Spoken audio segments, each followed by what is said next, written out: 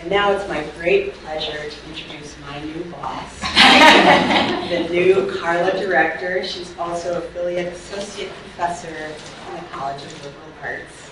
And we were lucky enough to steal her away from Wayne State University, where she was associate professor and the director of basic French courses there.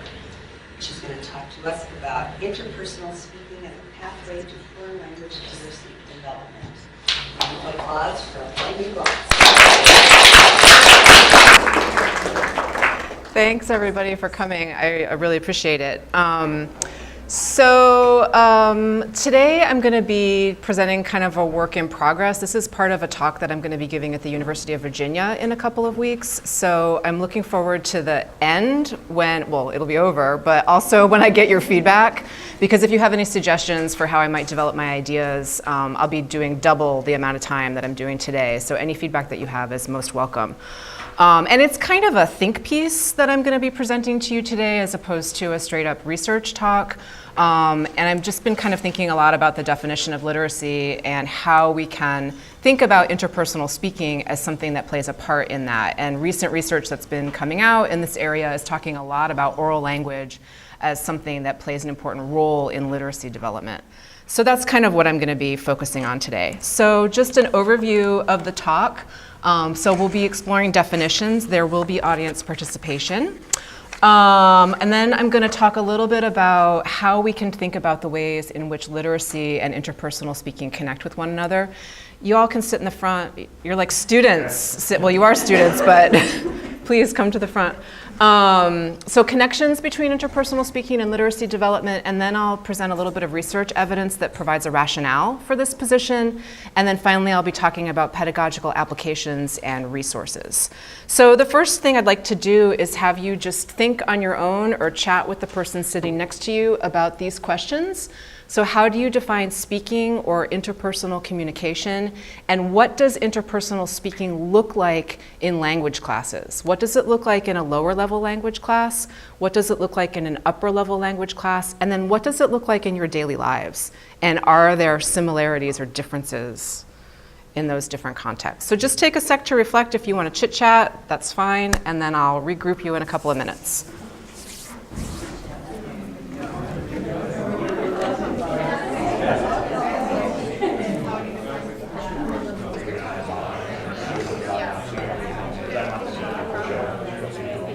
Okay, let's go ahead and regroup. So I just want to follow up on the first question initially, and then we'll come back to the second question. So what were some ideas that came to mind in defining speaking or interpersonal communication? What is it? Exchange of information. Okay. Or communicative, with a communicative purpose. Okay. What else? Oral. Okay. Negotiation meaning.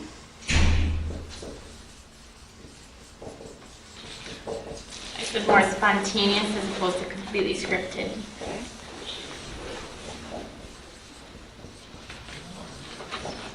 I would add to the first one, exchange information for a purpose. Right. Oh, yeah. Right. So oral, I would add prosodic or embodied, or so it's not just oral. There's a lot of gesture and movement associated with it.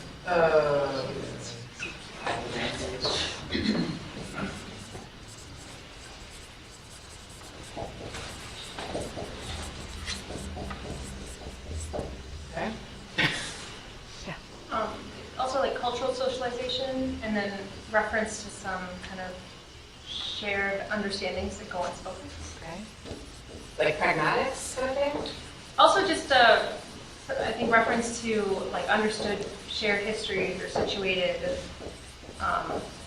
shared knowledge. So what gets communicated in the silences and the weighted silences. Okay. Okay, good. So we'll come back to the second question in just a bit.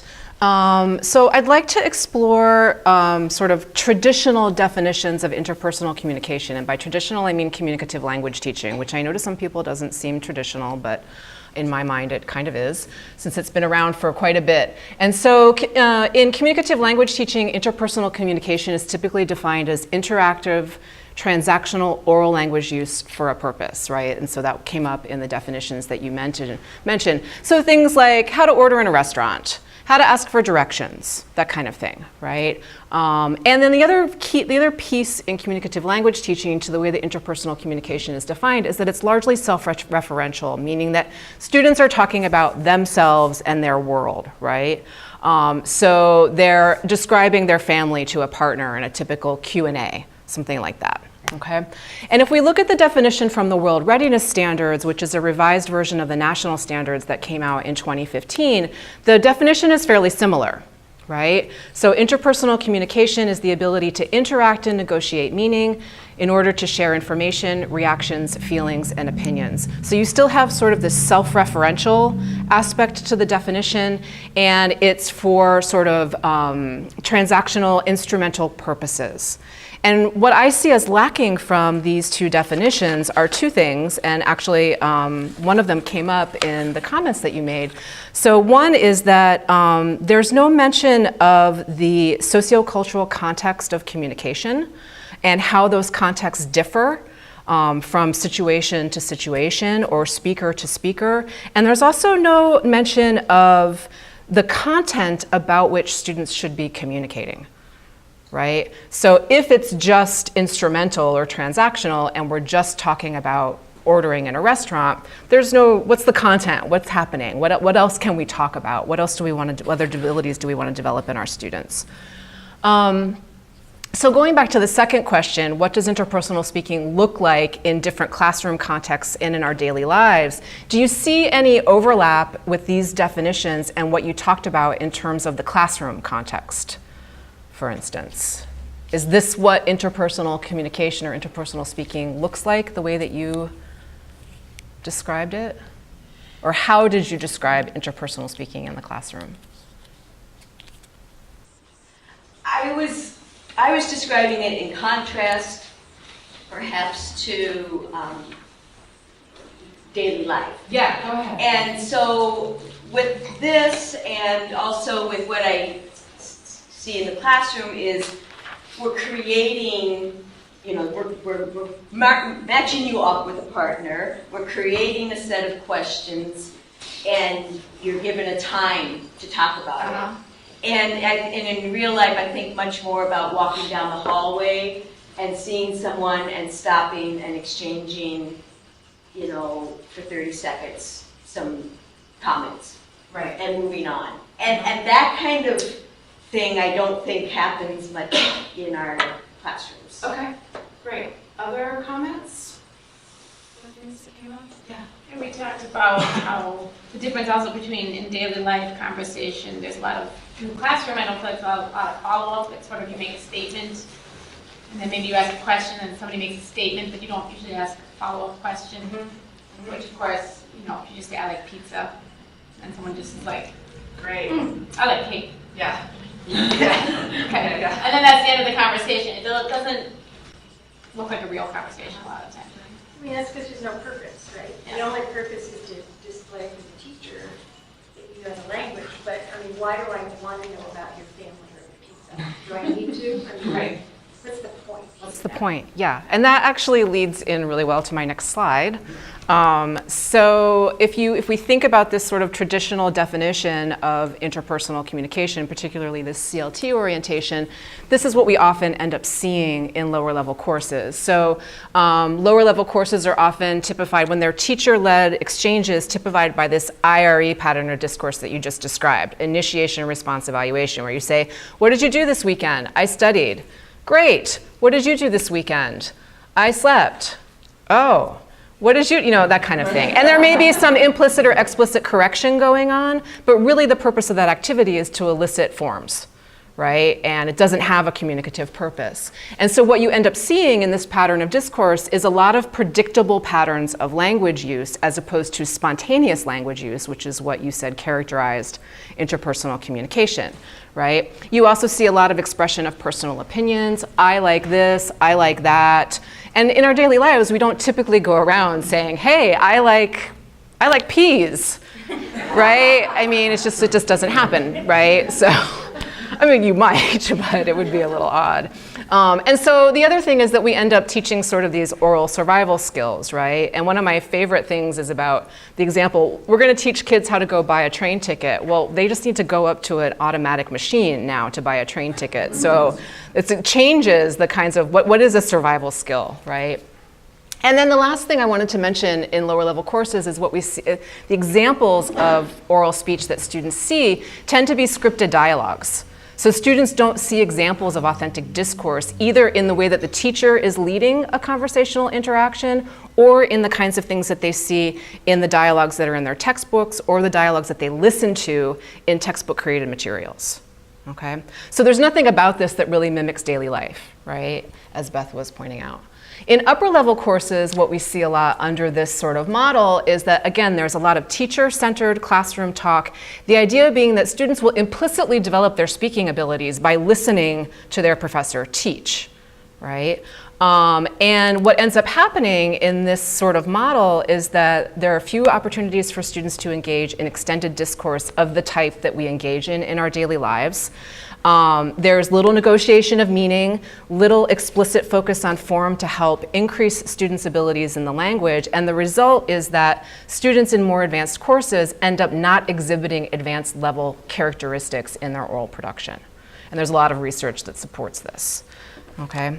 So we've talked about interpersonal speaking. I want to move on to the concept of literacy, and then I'll be bringing these two things together. So more audience participation. How do you define literacy? And what does it mean to be literate in a language? That is, what abilities does being literate entail? So just take a couple of minutes to talk about that, and then we'll regroup.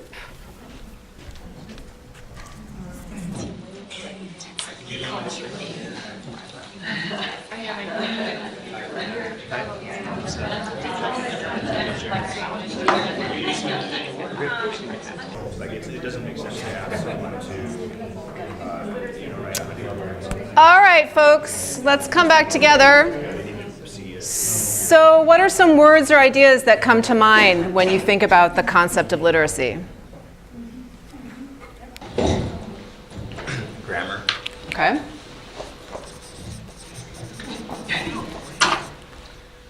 Ability to read. Okay. Writing.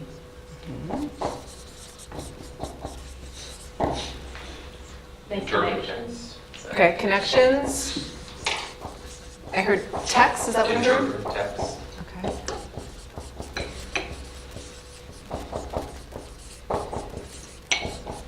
Shauna? We talked about how reading and interpreting. Okay, interpreting, yeah. Yeah. Inferencing and knowledge of the world.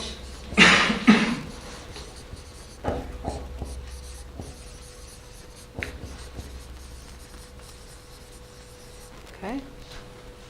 Understanding of context, social dimensions, cultural dimensions.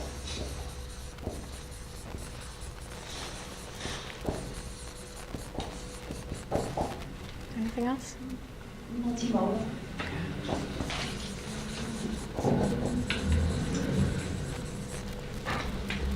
Sort of the nuts and bolts, so just letters and words, at a very small scale. But then, Go ahead. But then we also have the association of literacy being a more academic form of language, involving text and interpretation. Okay, perfect segue into my next slide. Thank you. I noticed nobody said speaking as part of literacy, although multimodal kind of hints at that. But okay, so so I want to start by, I want to think about the definition of literacy, and I want to start by considering the traditional definition of literacy, which is the ability to read and write and knowledge of letters, right? Literature, and so on and so forth. And there are a number of limitations to this definition of literacy, particularly in the 21st century. right? So first off, literacy under this definition is seen as an end result as opposed to an ongoing developmental process. So you become literate, or you are literate, you don't become literate over time. And we know working with second language learners that this is an ongoing process, right? Many of us in this room are second language speakers and still are developing our literacy in the language, right? It also looks at literacy as something that resides solely in the individual as opposed to something that is both individual and socially constructed. It is very prescriptive in nature. There's a right way to say things and do things as opposed to being reflective of actual language usage. It tends to tease out language abilities, so you know how to read, you know how to write, and so on, as opposed to looking at these language modalities as integrated and overlapping. And of course, it focuses solely on alphabetic or print literacy as opposed to thinking about multiple literacies. Okay, and that's what I want to focus on for the rest of the talk, is this idea of multiple literacies. So moving on to a more modern definition of current, I say modern and then I show you a quote from 2000, but this is the definition of foreign language literacy that's cited all over the place in the literature by Richard Kern from 2000. And I have, if you came to my dog talk, you saw this definition too, but I have highlighted in blue some of the aspects of the definition that I think are particularly important, and that is that key to literacy, key to this definition of literacy is a focus on text, T-E-X-T, and the creation and interpretation of meaning based in text, right? That's really at the core of this definition. In addition, this definition of literacy has linguistic, cognitive, and sociocultural dimensions, which are all things that you mentioned during your brainstorming, but that do not form part of the traditional definition of literacy. And then lastly, this definition entails different kinds of knowledge and abilities. So it entails the ability to reflect critically on language and how it makes meaning in text. It entails the ability to engage in strategy use and self-reflection, so cognitive abilities. It entails knowledge of written and spoken language. It entails knowledge of conventions and features of different genres. It entails cultural knowledge. So it's much more broad than the traditional definition of literacy from the previous slide. And more recent research on literacy development in both foreign language and first language contexts really focuses on the concept of literacies plural, right? So this definition here sort of builds on the one by Kern. This is from the second edition of a book that's called Literacies by part of the New London Group team. Cope and Kalantzis have published a gazillion things in this area. They're very prolific. So in this definition, literacy involves overlapping modalities. And that's really one of the important things about thinking about literacies in the plural. And this means that thinking about literacy as something based solely on print texts or on reading and writing alone is insufficient, right? Particularly in the digital age. Interpretive reading, for instance, overlaps with presentational writing or with interpersonal speaking. These things don't exist independent of one another. And this is true both in the classroom and in our daily lives. So to give you some examples, in our daily lives, we might sit drinking our morning coffee, reading our news feed on our tablet, and we read something ridiculous about the debate on Monday night, and we react to the person sitting across the table from us and engage in an interpersonal speaking exchange. That's an example of modalities overlapping and different literacies coming into play. In the classroom, we might have students work in small groups to brainstorm the possible content of an authentic text based on its title or based upon the headings in each section of the document. This is where interpretive reading and interpersonal speaking overlap with each other. So that's kind of the idea with this idea of literacies and overlapping and multiple modalities, right? So my argument is that we must consider oral language use in any definition of literacy or literacies, that we can't have it be something that's just a skill that we use for transactional language use. It's something that's closely tied to our ability to engage in all the things that you mentioned and all the things that are in these two definitions of literacy in the PowerPoint. So just a couple more quotes that sort of support this line of argumentation. This is another one from Kern, more recent. This is from his book that came out last year. And the idea here is that we want to think more broadly about the concepts of communication and literacy, and that all modes and mediums are relevant and overlap with each other and contribute to how we make meaning. And he makes specific reference here to communicative competence, which has really become synonymous with oral language use in the last decade or so. The second quote comes again from that Calancis et al. Publication. And the idea here is that speaking as a modality contributes to our ability to make meaning, and it has specific communicative and literacy purposes. So, and in general, literacy involves understanding both oral and written modes and how these work both simultaneously and differently to contribute to one's ability to make meaning. So really these things are very closely tied together. So, oh, and another sort of justification for this is that this line of thinking or this argumentation also reflects theoretical principles from sociocultural theory, which posits that speech is key to development of children's literacy, and by extension, we can think about second language literacy. In particular, Vygotsky claimed that higher order functions, such as reading and writing, develop out of oral social interaction that is internalized as internal speech, and then later is externalized in writing, for instance. So it's linked to sort of this theoretical viewpoint. So thinking back to the slide that we looked at where we contrasted lower level language courses and upper level language courses in terms of interpersonal speaking in the classroom, what would interpersonal speaking look like following this literacies perspective? So what would be the definition of interpersonal communication? Sorry, and then I'll move on to the classroom. So we're going back to the World Readiness Standards definition of interpersonal communication, which was focused on interaction and negotiation of meaning to share information, reactions, feelings, and opinions. And if we think about the definition of literacies that we've been talking about, this would be a definition of interpersonal communication from that perspective. So it is an individual and social act that involves relationships, shared assumptions, conventions, imagination, creativity, and emotion through interaction with textual content. So again, text really at the core of communication, be it oral, interpersonal, interpretive, presentational, whatever. Okay. So based on this definition then, sorry, I jumped ahead of myself there, what would interpersonal communication look like in the classroom? Well, first, ideally, we wouldn't really see a distinction between a lower level so-called language course and an upper level so-called content course, that the interpersonal communication goals would be similar in each context. And so interpersonal speaking would involve interpretation and creation of multiple text types and looking at those texts from various perspectives. It would involve designing meaning, which is the being able to understand how language forms function in a meaningful textual content, how forms are tied to meaning, through different learning processes like textual interpretation, collaboration with classmates, problem solving about how language works, and reflection on your own learning process or how about what you've learned through text connects to the world around you. Interpersonal speaking involves meaning construction and negotiation of meaning in a range of contexts. It has multiple dimensions, and it involves overlapping language modalities. So we don't just teach speaking on one day and then reading on the next day, that those things have a back and forth relationship. And the framework of communicative modes gets at this, right? So that's why I think it's important to talk about interpersonal speaking. Okay, so some research that supports this viewpoint to provide sort of a rationale for what I'm talking about here.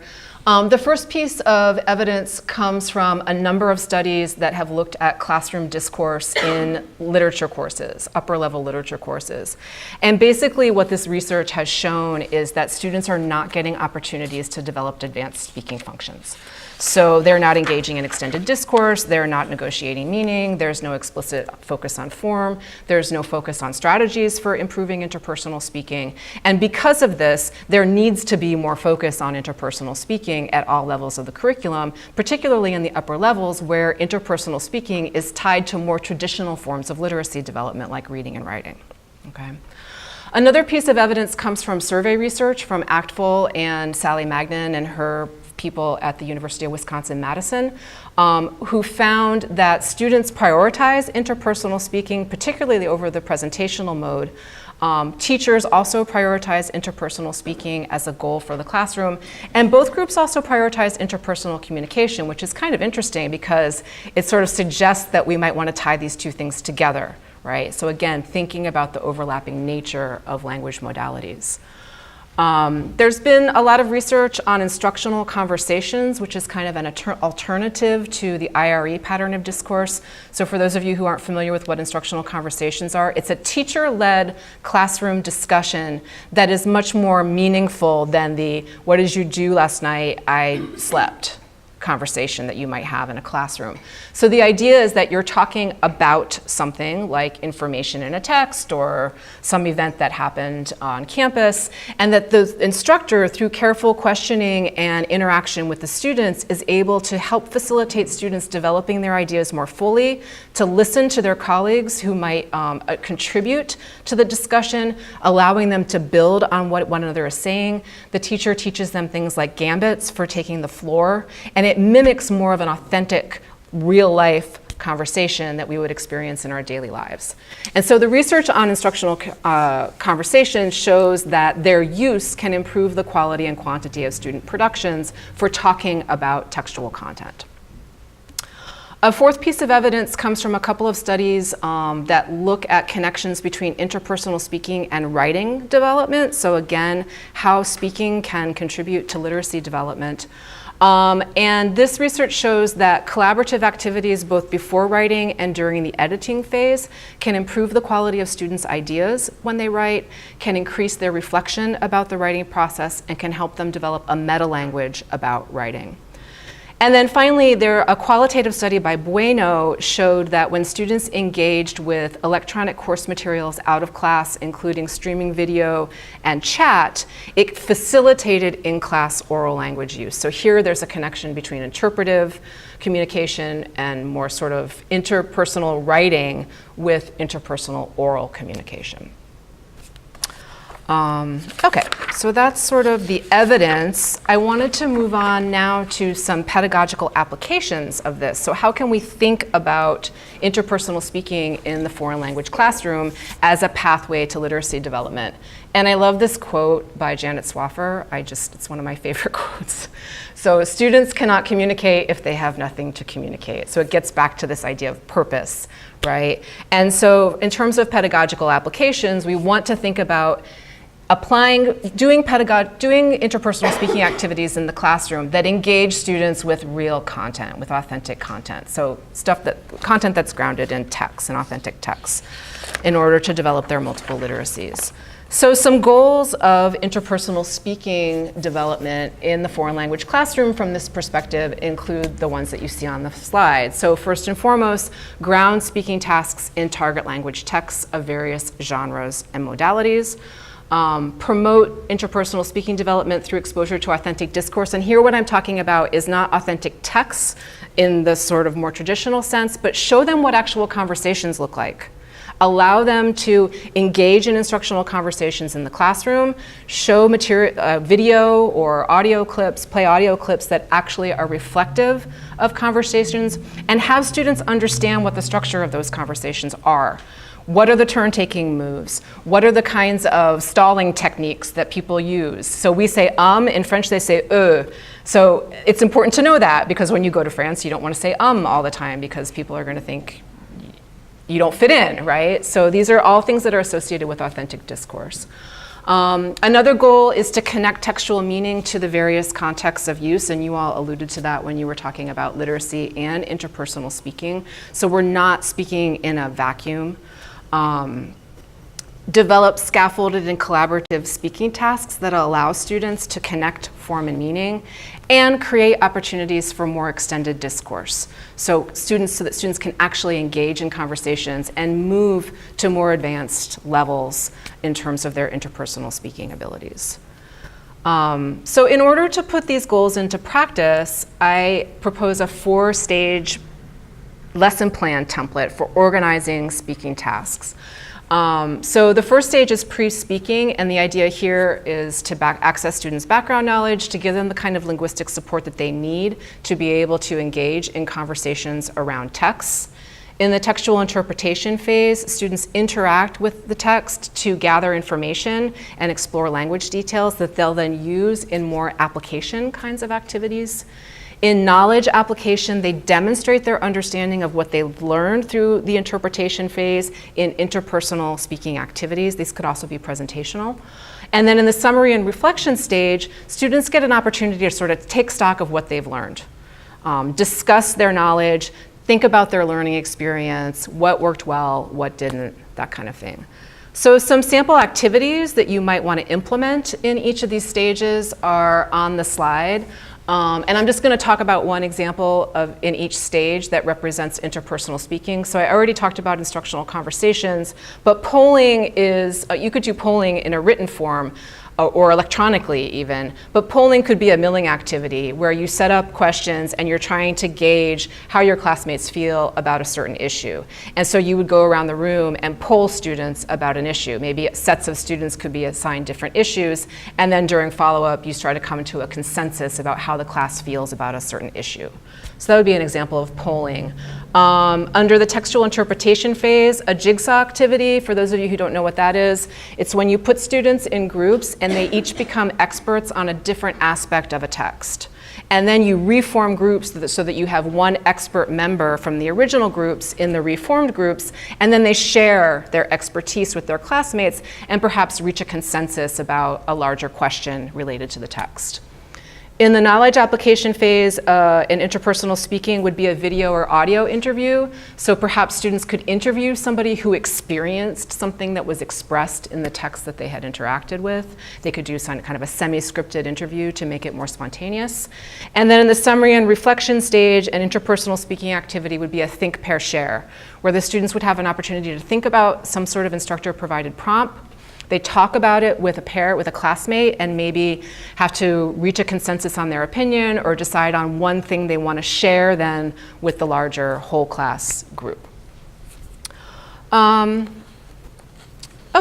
so I just wanted to point out some resources that might help implement these ideas in the classroom. So I'm going to pass out a handout. So the handout that's going around are actually 2 sample lesson plans based on the template that I just presented to you. One is for a second semester French class, and one is for an introduction to literature. They're both French, but the instructions are in English, so it shouldn't be a problem for you to look at that on your own. And I don't have time to talk about the pedagogy for actually putting this into practice. So you'll see things like transform practice, critical framing in parentheses after each activity, and you can just kind of ignore that. But I wanted to show you the text that this is based on, the first lesson. I don't have the text for the second one because my colleague Heather Allen wrote that one, but the text for the first one, there we go.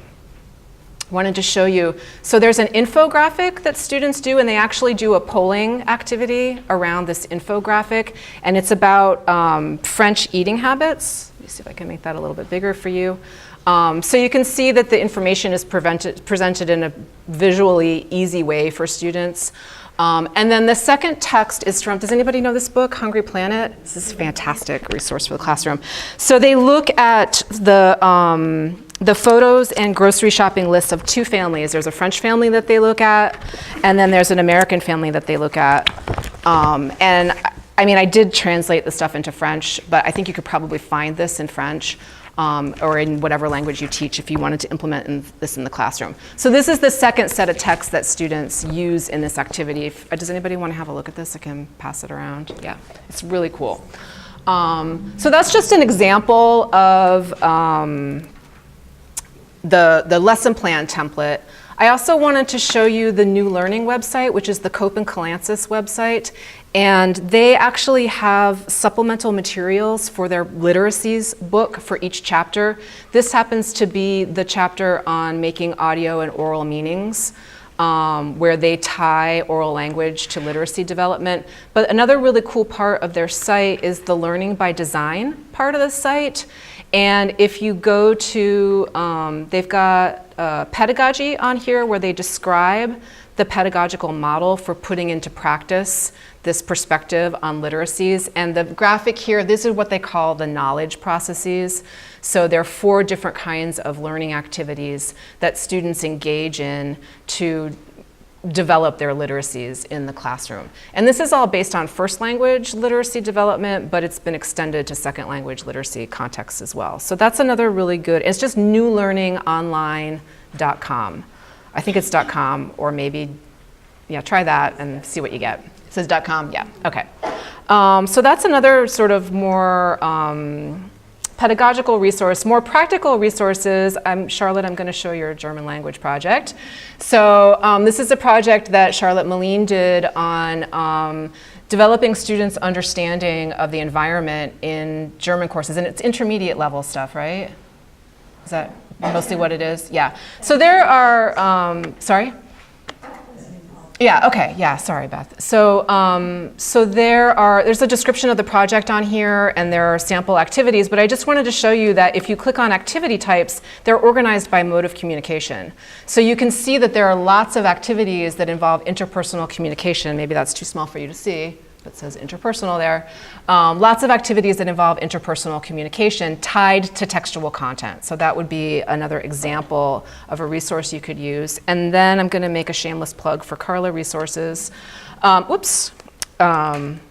So I won't show you the learner language site because there was a talk about this 2 weeks ago, but what's really useful about this is that you can see examples of students communicating interpersonally, and you can see what it looks like, so that you can sort of understand where to set the bar in terms of what you can expect of your students when you're designing interpersonal speaking tasks. So that's one resource that we have. And then an older resource that we have is the Cobalt units and lessons. Not all of these are going to be relevant for what I'm talking about, but there are some lesson plans that actually incorporate multiple modes of communication, and this one in particular, which is for Norwegian, includes a debate, an instructional conversation, and a jigsaw activity. So you can see an example of all of those. And then the last resource I wanted to point out was some sample integrated performance assessments. So if you're not familiar with these, this is ACTFL's assessment thing. And so an integrated performance assessment includes assessment in interpretive, interpersonal, and presentational communication. And the interpersonal communication tasks are grounded in textual content, in authentic content typically.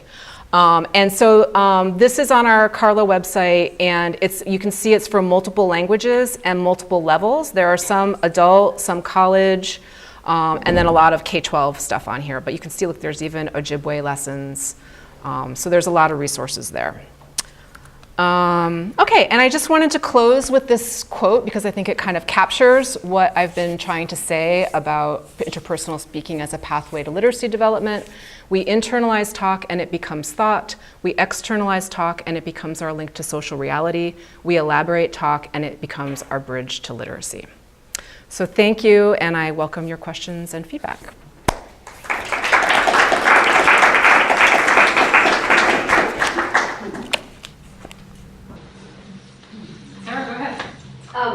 At the beginning, you talked about how the interpersonal goals are similar throughout levels, which I agree with completely. I'm wondering if you could talk a little bit about how assessments, which do have to have a little bit of difference between levels, how they come into play, and maybe I think it's probably linked to learning objectives, right? The learning objectives for the second semester are use different kind of language from the more advanced. But I was wondering if you could just talk a little bit about that. How does assessment come into play with this if the goals are indeed similar throughout the sequence? Yeah, they are. So I can give you an example of how I did that in my own language program when I was a language program director. We grounded oral assessments in textual content. So we would do interpersonal assessment based upon authentic text that students would either read beforehand, or it was based on something that they had read or viewed in class, or even something spontaneous while they were sitting in front of the instructor doing their interpersonal task. So for instance, in I think the first semester course we had students look at online job descriptions And then they got to read them before they went into their exam context. And then in the exam, their instructor acted like a headhunter and asked them questions about which job they thought was best for them, why, what their qualifications were, that kind of thing. So is that what you're... That would be like for beginning, yeah. And then, but that you could do the same test, but it would look different forward. Yeah, you would just increase the task complexity. So, I mean, there's this saying, it's change the task, not the text, right? So, you know, in principle, you could choose any text you wanted to use as long as the task was appropriate. Now, of course, you're not going to use Proust, right? But like an infographic or something like that, and then you would change the complexity of what you're asking students to be able to do depending on your instructional objectives for that particular level. Mm-hmm. Yeah. Does that answer the question? Yeah. Yeah, okay. Yeah, Dan. I have a question about ACTFL's proficiency guidelines and how they fit in with this. Particularly if you're looking at the, sorry. That's okay. Just in the sense that, you know, the novice and intermediate levels are extremely self-referential. Yeah. And there's no expectation of contents discussion. And you want to know how I feel about that?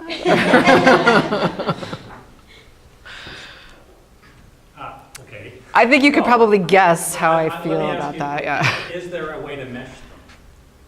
Well, I think so. I mean, I can't convince ACTFL to change their proficiency guidelines, but I think that, you know, students can carry out the kinds of tasks that are expected at those levels and still be talking about something.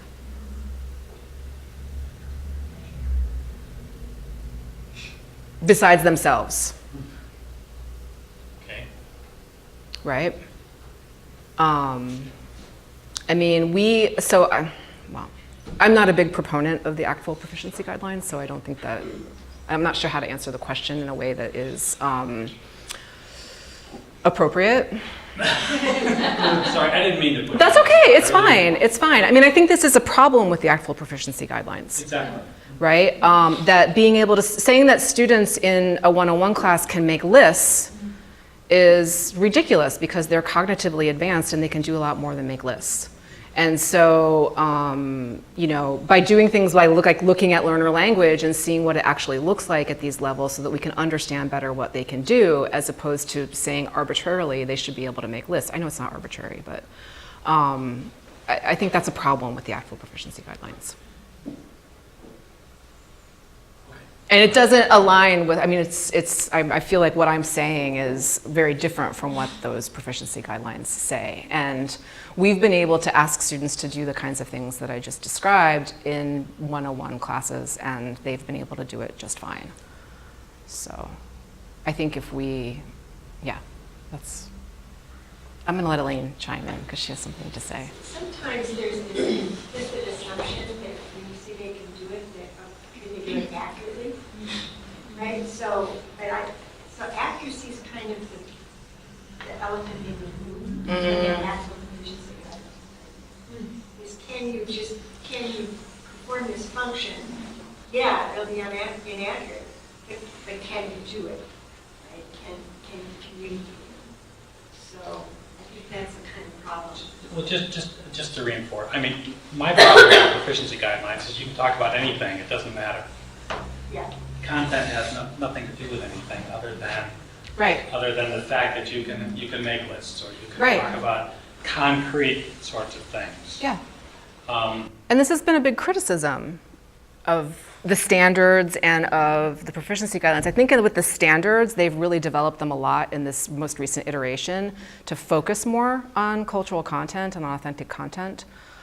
So maybe there'll be something coming down the pipe with the proficiency guidelines. I don't know. But no, I agree with you. Yeah. Yeah. Yeah, Charlotte. So I'm looking at this and thinking about the two-tiered divide and what tends to happen at the upper division level. And with the interpersonal speaking, I think many times with what you tend to see in a class is the interpersonal exchanges with the student asks a question or proposes an answer and the teacher responds as you described. And the teacher in that context is seeing the response in the same way as we often see that at the lower division level of, let's just answer the question and get that over with. It's the point of answering the question is to give a yes or no answer and resolve everything. But Or to actually, give the answer that the instructor is expecting, right? but actually, the point of that interpersonal communication should be to empower the students to be asking questions and opening up the conversation. And that's where there needs to be an overlap between that interpretive and then the interpersonal piece. So if I go into a class, and this is something that I now do quite frequently, and I say to students, we're looking at a text and we'll work through that in various ways, and I say, okay, at the end of your small group discussion, I want each group to have a question about the text. They invariably come up with, we don't understand this passage, what does it mean? Right. And that leads to a very rich discussion with the entire class about the meaning of the passage, the meaning of the words, the negotiation back and forth. That's the kind of interpersonal communication that you want to get. So my question is, how do we put instructors, teachers in a position to think about that's the kind of pedagogy that you would want to see going on in the classroom on a regular basis. Because if you don't open up those conversations, we don't get beyond these structured interpersonal exchanges. Right. And so how do we do that? How do we The do four-stage template. You need more than that,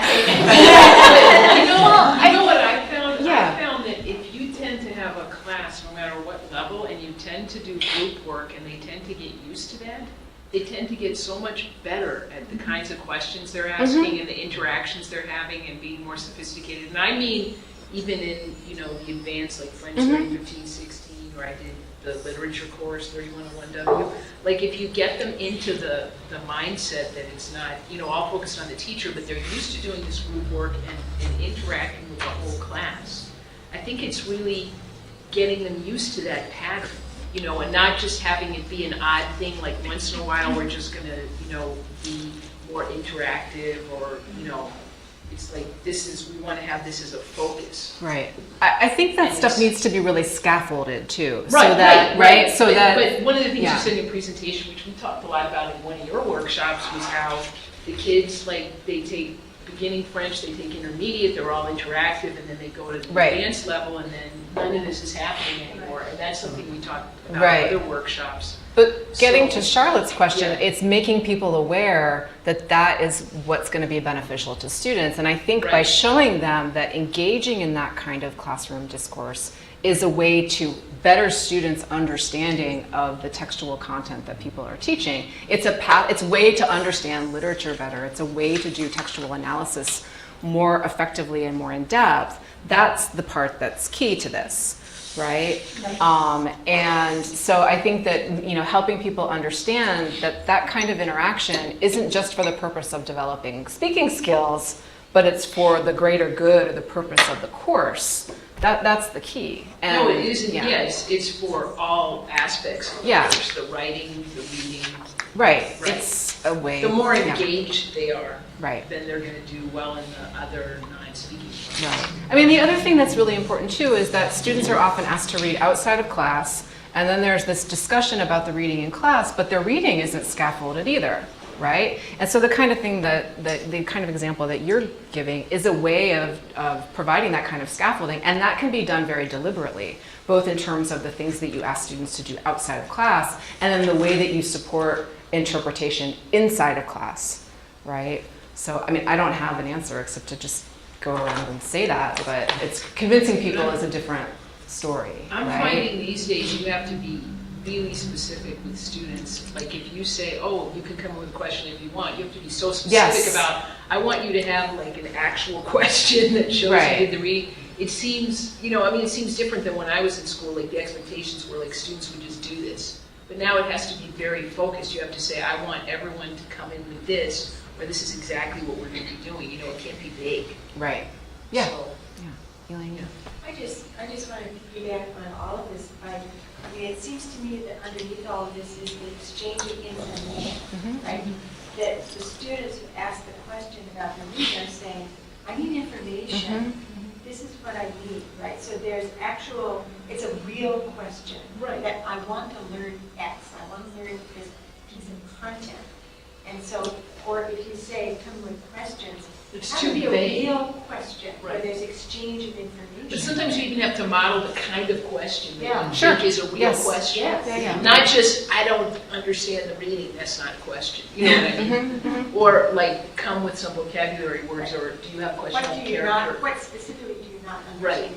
right. Yeah.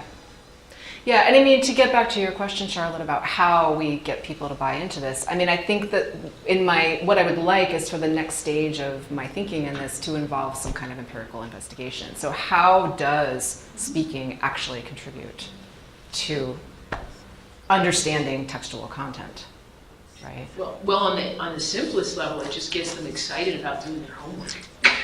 You know what I mean? Like they're engaged in it, they're talking about it. It's not this like separate thing where they're at home just like reading something because they've been engaged. Yeah. They're sharing. So. And I think too, talking to students about what's important to them in terms of a program, right? We often don't listen to students when we think about curriculum and when we think about our own teaching, and sort of getting feedback from them can be extremely useful. Yeah, you have to exchange information too, right? You have to believe they have something interesting that you want to learn. Right? Yeah, right. Exactly, yeah. I mean, they need to have a voice in all of this. And I don't just mean in the day-to-day classroom functioning, I mean in thinking Curriculum about... development. Yeah, Yeah. absolutely. Because it's interesting, because I'm supposed to help change 30, 15, 16 and think about curriculum development through the PACE thing. So Yeah. the automatic response is, oh, I'm survey all the faculty, but it's really interesting when I survey the students, because then they say, oh, well, you know, we don't really like this book, and we think we need to do more of this. Because the tendency is always to survey the faculty. Yeah. Yeah. Are you surveying students? Well, I'm going to now, because I've already surveyed the faculty. Well, I think we've gone, I'm sorry, I think we've gone over time, right, by quite a lot. So I'm happy to stick around if people want to talk some more. Well, you know where to find me. Thank you.